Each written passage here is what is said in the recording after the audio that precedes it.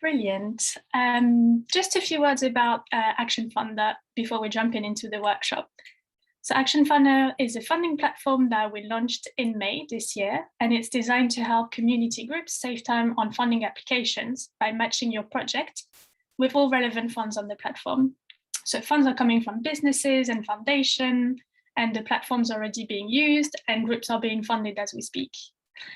It's free to use for community groups, and all you have to do is sign up, post a project pitch by answering 3 questions, or create a video pitch. And when a fund launches that fits your project, you're automatically matched with it. So all you have to do afterwards is just wait to receive a funding notification and accept it. So it's very easy, it's very straightforward to use, and then you can post updates once you've been funded, you can share them on social media, and you can do your impact reporting as well. That's automatically shared with the funders. If you have any questions on Action Funder, whether you're already using the platform or considering jumping in, we'll have a little time for a Q&A at the end of the session. Just going to pick up a few people from the chat. Hi, Lisa from Edinburgh. We have people from Cheshire as well. Donna from Cheshire for Good. Claire from Disability Sports Coach, tuning in from, I cannot pronounce that word, Warwickshire. Sorry. Warwickshire. Perfect. So it's so nice to have you all today. So nice to see people coming from everywhere in the UK, Bristol and Manchester as well. In the room, of course, is also the brilliant Karina Hartwig, the person behind the Funding Doctor, who will be delivering today's workshop. So this workshop was originally meant to be delivered by 180 Degrees Consulting, but they haven't been able to deliver this session, unfortunately. So thank you very much, Karina, for jumping in. Karina Hartwig has helped many community organizations, charities, and social enterprise find funding. She's worked extensively across the world of fundraising support with the Big Lottery Fund, the EU Rural Development Funding Programme, and the Plunkett Foundation. She's also delivered very popular funding workshops for Eden communities, Semble, Action Funder, and Big Lunch Extras. And most important of all, she also has personal experience of running community projects and setting up small enterprises. And on that note, I will hand over to you, Karina. Thank you very much, Karina. It's lovely to meet you all on this rather grey Tuesday lunchtime. I will kind of juggle a bit my screens and start sharing my presentation. So thank you, Perrine, for the introductions, and thank you for the lovely Action Funder team for having me again. And I'm excited to be talking to you all today. Before I launch though into the meaty bits, it'll be really lovely if Perrine could launch a little poll because we would like to get to know you a tiny bit better. So it'd be really great if you could participate and just answer this one question. How confident are you currently about demonstrating the positive changes of your idea, project, or organization? Can you please just let us know whether you're a little confident, somewhat confident, or quite confident quite quickly? That would be brilliant. And we can kind of see that the polls are coming in.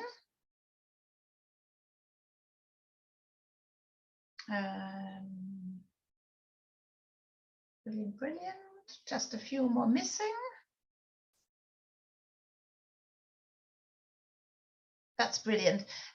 From what we can kind of see, that we have a majority of somewhat confident people with us today. I would invite you to kind of share your knowledge in the chat as well with the others that feeling a little less confident. And we also have, I think, a few experts in the room. So you definitely need to help me, please, today. So thank you, Perrine, for launching the poll. So I will now share my screen. And I hope that you can see all of that. And I will crack on. Sorry, I'm just juggling a few screens here today. So that should, no, it doesn't, sorry. Here I am. So thank you very much for taking part in this little poll, everyone. So hello to you all. I am Karina Hartwig, also known as the Funding Doctor. As a volunteer for a successful community project that raised over £95,000, and since working as funding doctor and in grant-making roles, I have learned a lot on the subject of impact. And today I want to share with you some of my experience. Here is a little overview of what I will cover. In the first step, we will look at one simple model of the theory of change, which is really a really big concept, because in order to measure and report on impact, we need to first show the funder how we're proposing to change things for the better, for the people and the planet. And then we will look at how to measure impact in easy and practical terms before finally looking at how best to shout about our successes through impact reporting. And after this webinar, you will be better equipped to explain to funders what difference your project will make, and hopefully you will secure that all important funding. So let's get started. Measuring your impact is a key step in the funding process. It is important for funders to understand exactly how their money will be spent and the incredible impact you will make. However, in order to measure, we need to first describe and define exactly what our idea is, why we had the idea and what the problem is, and what our solution to the problem will look like, and who will benefit from the change. So if it's okay with you, I will use a little example of a community plant growing project to illustrate the theory of change. I understand that you come from quite diverse projects today, but I would just like to take one example, and I hope you can kind of try to transpose the example into your very own project. So here is the vision of our example project. We want to create this amazing green oasis where the community can come together to grow plants, food, and take a break, to be active and enjoy the natural environment and feel better connected in the community. And here is what the space currently looks like. So in order to successfully attract funding, your job is to explain to the funder in very clear and simple terms how you're going to make this miracle happen. The miracle is to transform this sad, slightly unloved and underused space into a vibrant community space. Describing how you're going to make it happen is called the theory of change. A theory of change is a tool that shows an organization's path from needs to activities to outcomes to impact. It describes the change you want to make and the steps involved in making the miracle happen. There are different logic models and tools around, but a simple one that does the job perfectly is called the outcome triangle, and I love using it because it works. Let's take a closer look at this tool. It's super useful in helping you to demonstrate the correlation of the different elements of your project and how these bring on the change that you're aiming for. Essentially, it helps you to illustrate what a program or change initiative does, its activities or interventions, and how these lead to desired goals being achieved, and which desired changes are expected to happen in a particular context. It helps you to focus in particular on the pink outcomes block. Many funding applications fail because applicants forget to define clear outcomes. Only when you have defined your outcomes will you be able to measure the impact. Let me explain in greater detail each of these elements of the triangle by using the example. All right, we are looking at the problem in more detail first. By listening carefully to your community and by making observations, you can start to describe the problem.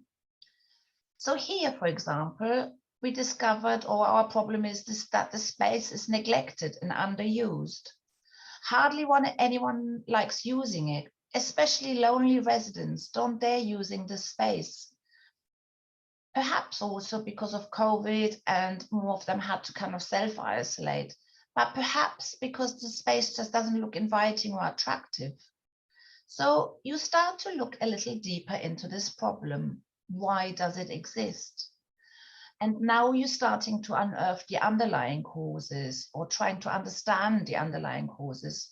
So perhaps there's too much litter and dogmas is spoiling the space.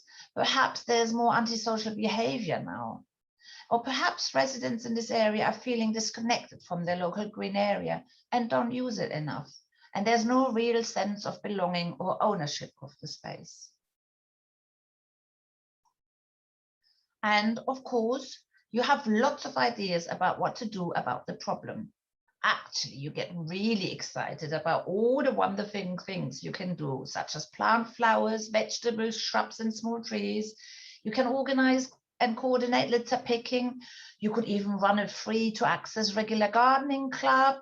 You could do all sorts of wonderful things if only you had the money. Now, the funders on Action Funder and others want to know what activities you're planning to put on. Activities can also be called objectives. They describe a planned area of work. Activities are often measured in outputs, the numbers achieved as a result of the activities you have delivered. So let's use our example to illustrate this. Your objective is to regreen the area and make it more attractive by planting flowers, vegetables, shrubs, and small trees, your activities. An example outputs, so how many could be, you have planted 20 shrubs, 10 fruit trees, or perhaps 10 varieties of easy to grow vegetable and flowers. Or another example could be you involve 15 volunteers in planting these. Outputs can also be related to your beneficiaries, the people who are benefiting from your project. So for example, that could be that 2 elderly residents have taught 10 children how to grow plants from seeds. After listening carefully to your community and by talking to them and knowing what you want to do, it's time to capture, research, and describe the problem in greater detail still, to quantify how big it actually is. This is when you need to try to understand how big the problem is and how much your solution is wanted. This is describing the need of your idea and it complements the problem. You will need to find statistics, reports, research papers, capture people views, and much more. A good idea is to look at the relevant statistics, for example, at the Office for National Statistics, the ONS, or your local community or perhaps well-being strategies that tie in with the focus area that you will have indicated. You now see how your project is taking more shape and you start to see the bigger picture of the change you want to bring about. And this is called the aim. The aim of your project is the big change that your organization or your project wants to be a part of. It's usually a long-term or broad change that you want to contribute to, rather than one that you will achieve alone.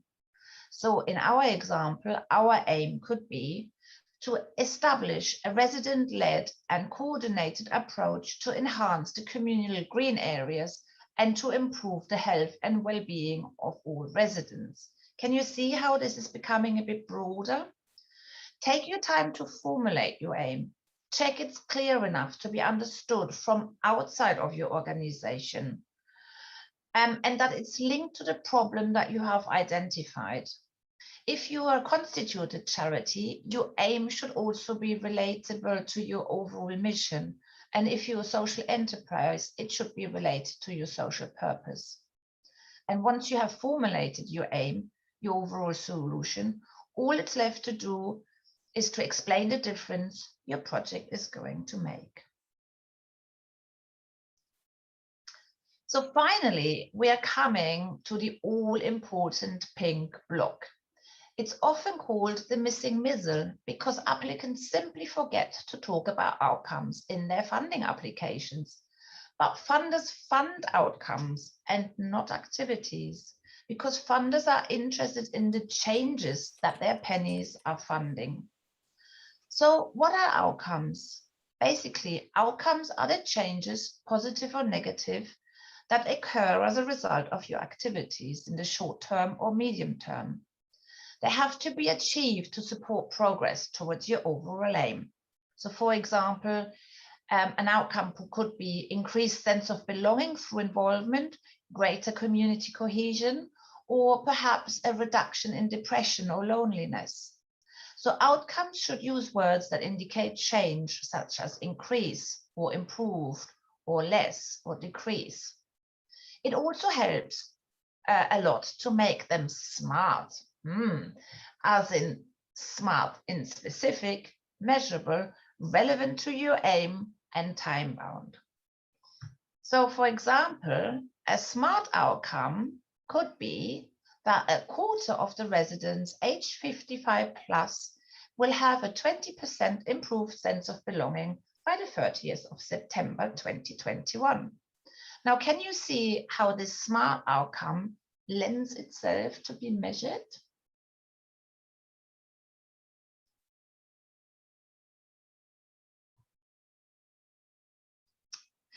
So this was a little bit of a whistle-stop tour of the different elements of the outcome triangle. But I hope you can see the value in spending time on your theory of change, because you will only be able to measure your changes if you have invested time and defined all of its different elements in greater detail and cross-checked their correlation. We will, by the way, share these kind of slides with you after the workshop and some resources as well. So now it's time for a tiny little Q&A. If there are any questions directly related to the outcome triangle or the theory of change before we move to impact measurement. And unfortunately, I have lost the chat screen on my screen. So Perrine, perhaps if you could help me if there's any questions in the chat at the moment? Hi, Karina. There's no question at the moment, but let's wait a few minutes to see if anyone has any. If there's any questions on the outcome triangle or the theory of change, there will be more opportunities for to ask questions later as well. So, oh, we have Rachel Edwards, I think. Yeah, hi. I'll just turn my video on. Thank you for that really useful presentation. Not all funders, I guess, specify when they're asking for what measurements we will provide. They don't often specify whether they want outputs, outcomes, impact. So is it always best if we can to provide outcomes rather than just outputs when we're writing funding applications, when it's not specified? You will, a good tip is that very often the funding criteria of the funders, so you have to read a little bit in the guidelines, through their Q&As, but also generally the funding criteria, so your eligibility criteria will give you a very good indication what kind of outcomes, so changes, the funder is keen to fund. So you can read between the lines and you will get the cues and the clues. Some funders will also stipulate what you will have to measure exactly in terms of outputs.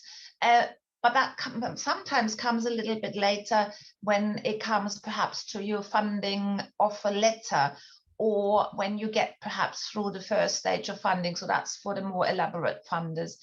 But generally it's a good idea to really look carefully at their funding criteria on their website, or pick up the phone and speak to them and ask them what it is that they would like you to measure should you be awarded a funding. Does that help a little bit? Yes, thanks very much. Yeah, you're welcome. So let me just carry on for now. And there will be more opportunities for questions later. So Okay, because we spent some time of the theory of change by describing the outcomes we want to achieve, and by turning them into smart ones, we can now move on to thinking about measuring the changes.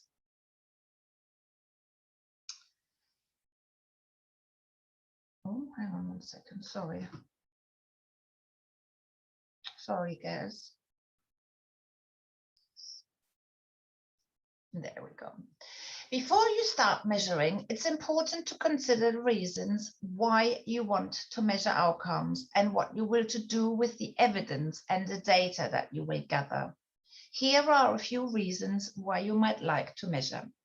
For example, measuring the changes will help you to develop a baseline information to measure the changes over time, demonstrate key results against your key performers, against your key performance indicators for the project, understand better how to develop and improve your service, promote the service among both service users and report back to the funders. Finally, you will also better understand the greater changes your project can make to more people as you gather the evidence of change. And that's what it's called impact. Impact is measured over a longer period of time and will make a difference to more people. So once you've decided why to measure, you can then dive deeper and think about what you want to measure and start thinking about how to set up your very own key indicators. Review your list of outcomes and think carefully about what information you need to collect as evidence of change. What are the signs that you have been successful? How can you tell when you've made progress? The answers to these questions will generally make strong indicators. Writing a clear list of indicators will make developing and choosing the right data collection tools much easier for you. Your outcome indicators should be expressed in neutral language and not use words that indicate change. This is because you need to collect the data before you know whether or not the intended improvement has happened. So you can use words like number of, type of, how often, and your outcome indicators should also be tailored to your context. So it's good practice to set at least 2 indicators to measure each outcome. Sorry. So, for example, when putting your indicators together, you might combine numbers, that is your quantitative data, and in describing or narrative is your qualitative data to give you a fuller picture of what has changed. So remember our SMART outcome from earlier. So the quarter of the residents aged 55 plus will have a 20% improved sense of belonging by the 30th of September. So could you now perhaps suggest a few quantitative measurement indicators in the chat? And we'll have a little look. And again, Perrine, maybe if you could just read out a few. Yes, we have a suggestion from Victoria saying numbers of referrals. Yeah, absolutely. That's brilliant. Any more? How about age of the residents could be one. Mm-hmm. Yeah, go on. Another suggestion saying number of people engaged in the project. Yes, absolutely, exactly. But also perhaps, for example, we could measure the sense of belonging on a scale of 0 to 5. Mm-hmm. Or another one could also be time. Exactly. Someone's also suggested amount of hours given by participants. Yeah. Sorry. That's all brilliant. And then perhaps now, please, lovely people, can we all think together what qualitative measurement indicators could be? Any ideas? We've had a suggestion, I'm not sure if this one was working for qualitative or quantitative, but increase in levels of confidence. Yes, confidence. So perception, judgment, yeah. Opinions. Perceived well-being measurements before and after as well, from Rachel. Yeah. And it's more around the kind of viewpoints here rather than the hard facts and numbers. So that would be your qualitative measurement indicators. That's brilliant. Thank you very much, everyone. And just a few more ideas around qualitative measurement indicators. So greater involvement in the communal spaces, for example, ease of access to the space, participation in activities, increased hopes of the people towards a betterment of the community, greater participation in decision making, or improved relationships. So these are all qualitative ones. And also by combining different perspectives, such as subjective or objective indicators, you can achieve a more robust picture of whether or not a change has happened. And also, oh, sorry, this is a bit late. Also, for Action Funder, you will also need to link it really to people and the planet, really. So make sure that your measurement indicators align with the evidence that the funders will want to see, and that they are relevant to the focus areas of your project and what your project is centered around. So can you now see that measuring the changes becomes so much easier?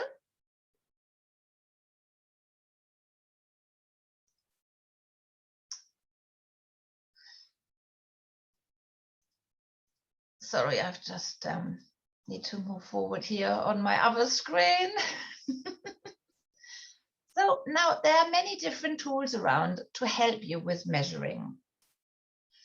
Quantitative measuring tools use numerical data to make sense of the information. And examples could be the scores on a test or the survey answers on a 5-point scale with closed questions. Commonly, qualitative data methods are rather interviews, focus groups, and questionnaires. Photos and videos are a good starting point. Or you could also try a podcast or use open questions to evaluate thoughts and feelings. So these are just here a little reminder of how to capture them. There's actually quite a good framework that you can find on the NCVL website on the know-how one, which is called How to Develop and Monitoring and Evaluation Framework. And we will share the link to that one with you as well.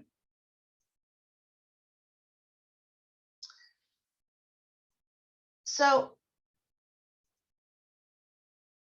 you can also, and to kind of measure, you can also use kind of your tokens and your post-it notes.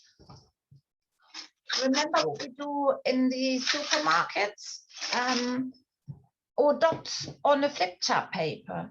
But if you want to use digital tools, there are many free ones out there to help you with all of this. So for example, SurveyMonkey, Canva, Mentimeter, Google Forms, Miro, and of course the poll in the Zoom, the polling function in Zoom. They are all really good examples of how to use digital tools to measure. So this was my little bit around measuring impact. And if there's any questions, then I'm quite happy to do a little mini Q&A before I move on to the impact reporting bit, which is our last part. Are there any? There was a question, I think that kind of fit within this part as well, from Susan asking, do you actually have to use the term outcome or just use the changes? You normally it's best to use the term outcome, yes, because then it's very, very clear to the funder.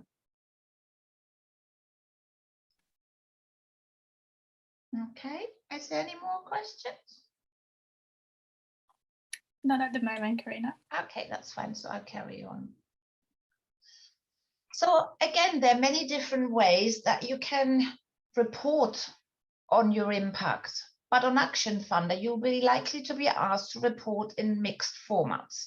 And this means that you will use the written format to kind of list tangible outputs So how many flower beds you've created, how many bushes you've planted, how many users you've engaged. But also perhaps you will measure and report on how the amount of volunteers involved, the amount of people who have benefited from your project, and that might be the immediate or the wider community. And also you will be kind of describing and writing the changes, so the outcomes and the impact the project has made, always in a concise, easy to read and understand and easy to understand way. So this could be in the form of a standalone summary report that can include graphs, or on the slide you will now see a wide variety of reporting. You can create infographics, you can capture a quote from somebody's life that your project has transformed, write a report with images, or a Word document. In addition to the written format, you will be asked to use the visual or spoken format to report also on Action Funder. For example, a quote from the project owner or a beneficiary, which you could also do in a podcast, or you can take an image or a video that best sums up the impact. Because remember, an image says more than 1,000 words. And all this proves to the funder what miracles you have achieved.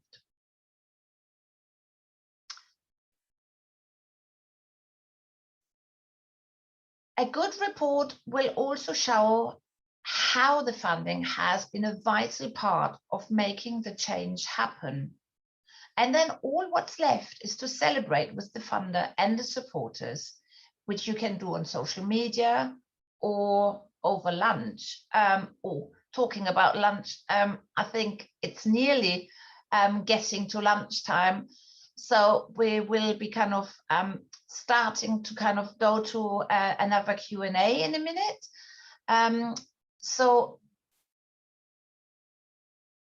But I'd like to kind of pause here now and maybe ask if there's any more kind of questions around the reporting. That was obviously very, very short, but we don't want to keep you away from kind of lunch. And we would hate to overrun. But I'm kind of happy to take a few more questions if you have now, just around that last bit about impact reporting. Is there any questions, Perrine, in the chat? No, not yet. Okay, that's fine. So then what we'll do now, before we open up the floor to any questions you might have, and I'll hand over back to Perrine and Lorna to tell you a little bit more about Action Funder. It would be quite nice, Perrine, if we could maybe relaunch the poll now. I'll be then around to take some more questions after the poll, and I'll just hand back to Perrine for now. So thank you very much. Thanks, Karina. We actually have a question popping up now, so I'm just going to send it your way while I'm trying to reset the poll now. Question from Donna asking if you could give an example where charities confuse outcomes and impact, and any guidance which would help them avoid that. So sorry, say that again. Can you give an example where charities confuse outcomes and impact? Okay, the impact and outcomes are short to medium term changes of your project, and the impact are the long term changes that happen because of what you're doing for many more people. So the impact you won't be able to report on as quickly, whereas the changes, the outcomes, can be measured in the short and medium term. Does that answer the question? I've got a bit of nodding there. I'll launch the poll now and just wait for other questions to pop in the chat, or just raise your hand if you'd like to ask a question.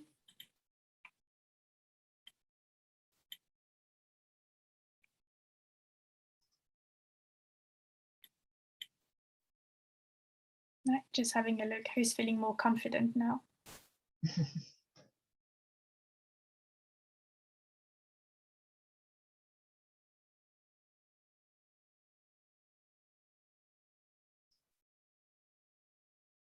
All right, we have more people quite confident, still people somewhat confident and a little confident as well, but definitely an improvement here.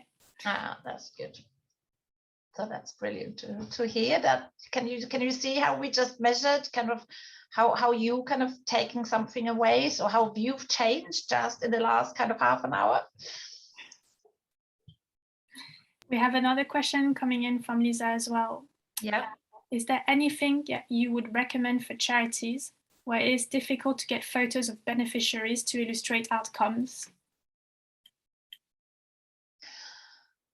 So if you probably you're probably thinking here regarding data protection, and that some people might not want their photos to be shown, or it might be children. You could take photos where faces are not shown, so where individuals can't be identified, yet they portray perhaps your outcome.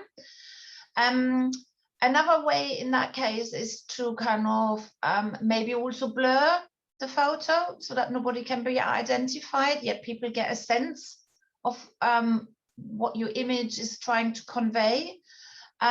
Or you could also use perhaps stock photos, and there's some free ones that you can use as well that you can use, but you have to kind of tell the funder that you use stock photos in order to not reveal people's identities. I hope that helps. Well, while we're waiting for more questions, I'd love to just jump in and say a quick word on communicating your impact as part of applying for or reporting on a fund through Action Funder. Is that okay? Just to say that first up, as part of the pitch process, when you apply for a fund on Action Funder, you're asked to give details of the problem you're addressing and the solutions that you can provide, as well as the experience that you have that makes you the perfect organisation to provide those solutions. So the application process gives you prompts to showcase expected impact. And when you win funding, you're offered the chance to give updates on your impact as you go in the form of project updates. And then you're given a simple impact report to fill in at the end of your project delivery period. And that's designed to help you showcase the changes that you've made across your activities, your outcomes, and your aims. So the application process really does support being able to communicate all of those areas. And as Corinna said previously, really reading carefully and noting where you're prompted to communicate on each of those areas is a really the best thing to do as part of the funding process. And I might just add, the more applications, the more funding you're going for, the more applications you're writing, the more online tools you're using around funding, the more you will be getting confident in identifying very quickly the funding criteria, eligibility criteria, and you will really learn to differentiate between outcomes and outputs and activities, all this kind of jargon, which can be kind of be overwhelming but almost mean exactly the same things. And I've just tried to kind of unpick that all a little bit for you. And yes, we will be sharing the slides with you and a few more resources, and hopefully if you do a little bit more reading up all around that subject, that will help you as well. All right, brilliant. Well, if there isn't any more questions, I think it's time for us to say goodbye. We'll be sharing the recording of the session as well as the slides, a few more resources. Thank you so much, Corinna, for that brilliant workshop. It was a pleasure to have you with us as well. We'll also be sharing a short survey within the email coming to you in the next few days. It will take 2 minutes. If you could fill it up, it'll be really helpful for us. And we're hoping to see you on the 16th of September as well, where we'll be delivering another workshop on creating corporate partnerships for community organizations. Thank you so much for coming. Do stick around if you have any questions on Action Funder, and we'll be able to answer them now. Otherwise, enjoy your lunch and see you soon. Thank you, everyone. I'll stick around as well a little bit if you've got questions. Bye-bye. Otherwise, enjoy your lunch. Could I just ask that you send the link to that next workshop with the follow-up email? Yeah, absolutely. You'll have the link. Perfect. Thank you. Thanks very much. Bye. Bye. Bye.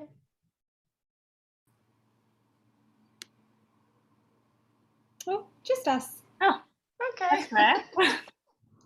And everyone was there to the end because everyone